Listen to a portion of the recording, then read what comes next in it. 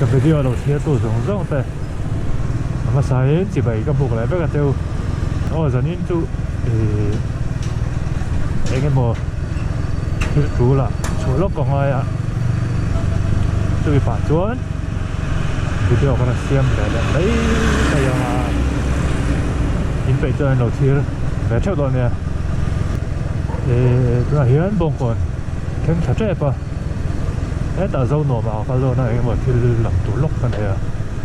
giờ ta làm ăn tán sống á rồi ta mà rồi làm cái sụp thẳng à có bụi thùng nó thể nó cái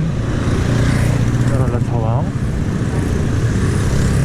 rồi thấy chính nào cái rồi tí về đó này tí này tôi đâu nó trong cắm đi cả thiếm lầu không mấy cái chút sấy gấp tôi đi cả sẽ chuyển đâu à đủ thì vắng đủ khóc mày ạ thế mà sử dụng về trong tấm lầu tặng mấy cái nữa chuyển công từ trong ở trong tấm lầu cái này bé xe nó tụng bắc lầu thấy chứ riêng nó trong sẽ bắc lầu cái này cái chứ cái này cái này từ vào bên trong tấm thì hát trên khóc mà giờ ta cả sổ vẽ cả tụi này trong vào lái đấy là cậu nó ra hết một lệ thì cậu nó video po hi na har đâu lắc cái rồi nên chú GoPro hi dần lắm bằng ở ta thế nên rin trang nó tụng vóc lầu à tiền nó tụng vóc lầu thì nữa ba setting si auto à cái đó tôi full auto à mà nuôi về là hàn có cái thiểm vóc lỗ auto cái đó tôi có thể dán tóc về đây nó chạy được về đây cái gì Samsung 360 là building để lại xe đây là cái motor nó vẫn tắm về Dalsari bor về là nha Dalsari là minute lead rồi nha cái dòng đồ của nó xem sầu đầu rất cả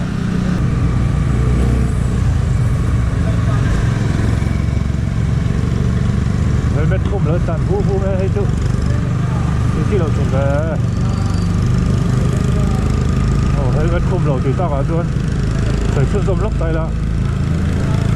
helmet thì quay một đi thì tao phải không traffic policeman đó là khum mà đi đâu à đó là đi vào khum tour này đâu, cái him nó tour này à là xe tour chú cái him nó ta nó bật khum tour này helmet thì cái mà ní tan các cái ní tiệp xe tour chú vàng hết helmet thì khum sáng sao mà sao tour luôn luôn xe tour phải là quay một đi riding gear thì sang thế chú vấn đề thầy rồi bố này mấy thêm mà sẽ là helmet đây thì chú ngày quay một sáng sao mà sao full face quay một gì ấy cái cái chiếng cậu nó tụt cả tiếng này har sa zong cái xía cái đó này tiếng này thì với thật nó sao chiếng tức cái con này cái xua cái tháp bê cái tàu này LS2 full face có kuma thì cà phê zone thì kia bóp hốc bốc à đi có sao lại có mà cái xua thì bốc cả sao lại cái rồi đấy là to cùng cái liếm tổng cáiถ้าตาฟ้านี่ full face คุมเลย open face ไม่ยอมบอกให้มันคุมเลยเราตานนี่หลังตัวนี้ไอ้สอนน่ะเบี้ยว่ะขับไปรู้ก็ตัวเตี้ยแบบกระดิ่งไปโพสใช่ไหมนัวล่ะการเนี่ยก็ยังชัวร์กับว่าอินโตอันนี้กระดิ่งก็ยังสุดท้ายก็ถ้าอุชิมก็ขับไปก็ตัวบางฟันนี่เมมโมรี่บอกว่าตัวใช่ไหมก็ไอ้ตัวเล็กพอเฮียนี่ก็ยังสุดท้ายถ้ากับใช่เราเนี่ยก็ยังสุดโดนตัวกับใช่เราก็เห็นเต่าเบาเจียงแล้วตุกข้างแววเนี่ยพูดไปสักคำเลยหลังตัวนี้ก็อีกสอนมาเบี้ยบังชั่วกระเราปุ๋ยเราเบี้ยไม่ทีนี่มาสับไปละจนเขาแต่พอเขาเดี๋ยวแต่พอนั่นรู้ตุกเราว่าก็สวยเลยนะฉันจูเฮลเมตว่างเขาเนี่ยเฮลเมต full face ว่างมั้งถ้าตะจังเขาตัวนี้เฮลเมต full face ไปหมดเสียหิก็ชัดเจียงเลยสวยเลยนี่หลังจากโดนไปตัวนี้ full face คุ้มสามตัวอย่างเช่น police อมเราเว้ยตีฟังคุ้มเราวัดพิชเราตีมาในตานด้วยกันนี่ถ้าเขาป่วยขันนั่นเนี่ยพอดเสร็จละป่วยทั้งแหล่ประคัน tràn chặt chúng tăng bốc thấy là tràn chặt cái chỗ nuông công free á công chặt á thì traffic nó tầm lộ mình xin bộ tầm bốc là dân tràn chặt cái chỗ nuông quay cái chân lộ mà sẽ cái xe tủ số mà ní thấy chín xe tủ mà ní limit xe tủ bố lô mi tràn chặt thì vắng thấy có tôm có tràn về bốc phát triển sản xuất này lộ từ vắng ấy cái mà ní limit xuống à nuông tóc tắc kiến đủ tóc cái là tràn thấy nhỉ chuyện tới phải lâu thì về mấy người có chú quay tiền đâu ra tôi công hay race cái này lâu thì sẽ tôi nữa thì anh ôm tóc cái là tràn thế này thì bộ tràn chặt tới chú ôm có được thấu thì mà đi cái video của họ nên thì công chặt trên đó tôi khó khăn tàn về phố thấu qua có chung thế thì những sinh tầm năng muốn nói đây tôi đến tràn chặt lại khá mà chả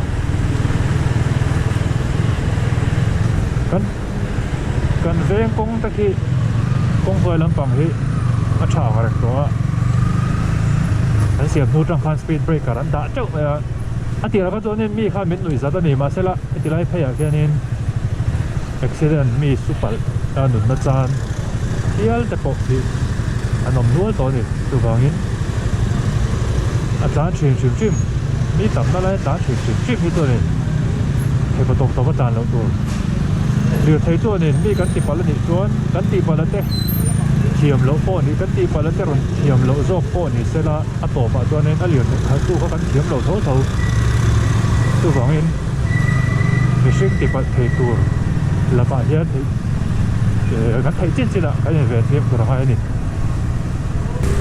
sắp dân biết po lấy các tủ của sợi đó nữa thì cái này cắn tịp về khang lang thì xuống bạch sụp trắng cắn xây lẹng bike khiกันโหลดแหวไม่เขาปะที่ส่วนวักเอาไปเราจะเห็นไบค์โบราณหันออกเวลไม่เองก็มั้งหันตีเวลแล้วเด้อดังนั้นที่เราจะได้หันเสียบได้ที่นวมก็เตียไบค์โบราณหันชุดทหารขี่วักได้ไม่นวมเด้อไม่เนี่ยว่าในไบค์ที่มั้งหันซิลิละมันหมดเนี่ยเราวินดูโต้กินหันซิลิละหันไฟแบงบงเสร็จละtổ bạn tha lại lắm không nôm được mấy đi đi tôi này ngã vắt màn ngay lẩu mấy thầy mà sẽ cả để mà sẽ là anh ấy tôi tan chân luôn tắt anh đi tôi là hiện đến ra mà đi west mà cả tan sắm anh ấy Aron 5 vì trụ cái này lại khai đến cái chuyện qua cái gì anh rùa tôi mới là 400 này tôi khai này khai vì trụ Paul Racing Blue thì cái là mà saber hậu racing blue cả cái này chỉ là ai rằng này bộ cái này roll đều thổ anh ấy thật hạt về tin cái này mà sẽ ta anh nói này vềเลยcái thằng uluk đồn mấyเขาประกันตั้งมาไล่ข้าในพวกก็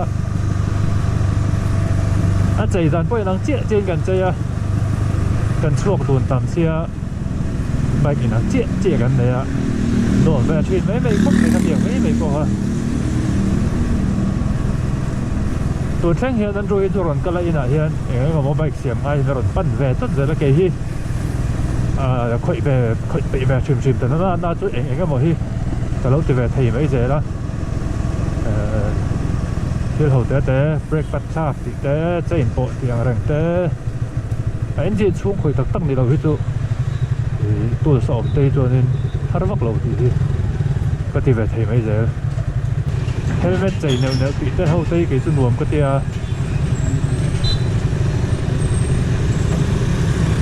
cái phải nèo nữa mà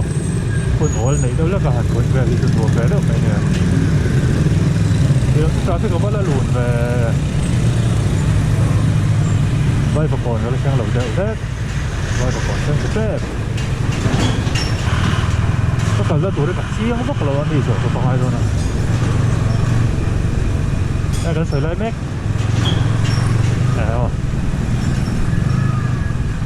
cái bike của nó vì cái bike po hiอย่างmột sticker hole để kêu đằng cái chỗ cái má cháy cái gì cái mà cái đồ cái kia mà cái đồ lại có khổ lại mấy nó cái tỷ lệ đâu lại có khổ lại mấy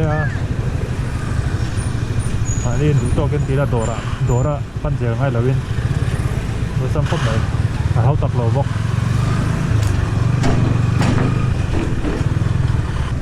giờ xong một con là mà chán không á xong một con này nên đi cái rốt lắm mà phải là đây mình tụi ông lại tập cái gì là xuống đấy là mà cái video mà xem tao có soi tao có YouTube video tụi tao thì video cái đó nó thân giống tất cả tụi video backup là cái tí này à cái tí nó tắt chuột tụi kia mà tôi vlogging làm tao em po này đâu in anh xua vào nó trên test video cái là chuyện đó computer hành đã treo rồi thì hard disk ở đâu khát mà rồiกันเป็นที่ตาอัพโหลดตาเอ็นจากคุณอาเมชั่วไม่ถ่ายตาที่เขาเอาสัมผัสนั่นแล้วเจ้าก็ตาข้านี่ viewers อันเราอมชาวเวเซียที่นั่นนี่ subscribers ได้อันเราอมชาวเวเซียละส่วนวิดีโอคอมเมนต์ได้อมชีนักเชียร์ละจงเวทีนโรจงทำเวเดียวละที่คอมเมนต์ได้อีจงอาเซียต้องเราที่อะไรคอมเมนต์ที่อมเวด้วยละถ้ามีบางข้านี่กระนั้นcái thế mà cái rộn trông về thì rồi thiểm mình lại thiểm là bên cái thầu về dễ là nấu ruộng kia nó mình cây cho nên thì hơn cái tiếng này về cho cái xiềm ném ô thì ngày tụi nó thì rồi là ôm chỉ nó rồi mà sẽ về điều xiềm thì ôi sắm em bắt sẵn đâu camera là hai á camera po are man tak chin ho tu ra man lai GoPro Hero 5 drop Hero 5 mga Hero 6 om to 7 om to 8 om jet ton ti boka yang ga tu ni ho tak tu rau khop mai editing alo nga ya edit tu rin computer chak chabe pa ngai tak alo ngai chau ve le YouTube ko upload don in internet chapa ngai ve le kil ol som tu wak hi ni lo ni ya sai ve la mai ni hiền mi cái giọt lóc bờ tôi phải là tủ kia cái này hiền chọn mồn ăn cái số lại đó chứ cái gì đó nữa mà sao đâu ấy ngày vùng ấy toàn là này chọn mồn nó trong yên dâu nùa mà mấy anh cào pui à ngày vùng ấy đấy ngày vùng ấy lá lẳng tất cả lẳng lắc kìa mình hắn cào pui vắng ạ vâng không mày tôi để lệ đón mẹ cái này ta ria là mấy số pasari lấy nên đón này then đi alo mắm nó sai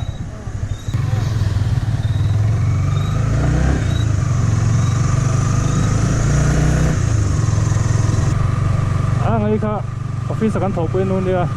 thì tôi muốn nói là nó mà cái cần nó lại tụt cái sát chiang bắc lâu anh đi nó phải bao cái cái số mà mình cần quy tệ cái kia hay là mình cần quy cái hàng rong một đâu à thì gì không mày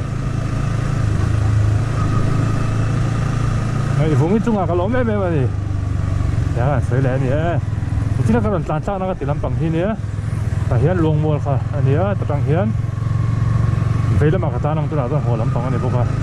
tàn là lâu làm bằng đâu đấy cái tàn về chút mà hiện đặt phải thế là ngã xong rồi còn拿出配来个进啊个点大看个张看来丑来啊我丑方方态度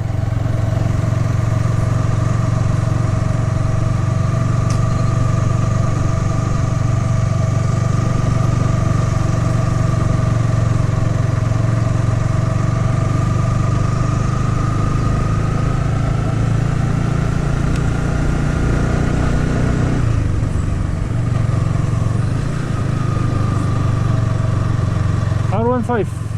V3 hit giá nó thuộc cái tan cho nên bạn trả lời tặng em cái số đó hết lại thì chun trên chim chim chỗ em trả mà sẽ là chun giáo lẩu lúc tụi ta hai beam po hit thế mình sang sẽ ta giáo xuống lên lẩu công qua là sao mà thì có bốn tiêu hết chim đâu ra cà phê cho nênมันจักหรอก blind corner này mày blind corner không qua lại cho nó anh thuần zim nó tục bét ra gì em lắm bằng hết chú em trở về thấu mà sẽ là zim nó tục anh thuần zim nó tục cái sẽ ôm khóc mày dàn dàn tôi nan cho nên các bệnh rồi dấu nùa anh đi cái dàn lại mấy kì thì lại hí police outpost dấu nùa anh đi á rồi thì lại thôi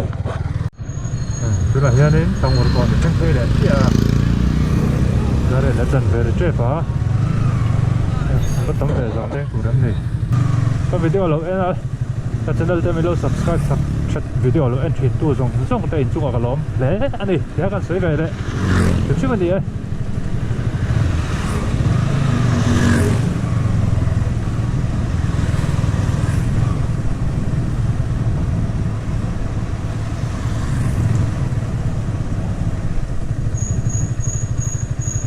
hiện em lóc à tiếng lóc à ê từ lại chọc về khí giờ tao này á San Mario West Orwell thế à làm thế này hay là dùng cả giờ đây nè anh video xem thấy chút thì lại mất rồi xe tiếp tục sống trong tên giờ bye bye next video cái một chỗ đó nè một tuổi mong trả về cô lại. A few moments later. Hồ phong à, phút trắc lâu là đinh lâu à, anh đòi về sim xem cái tuần này phút trắc là bốc à, beef roll các bạn hiểu không xem, đó là chắc cái thằng chuyên gia là,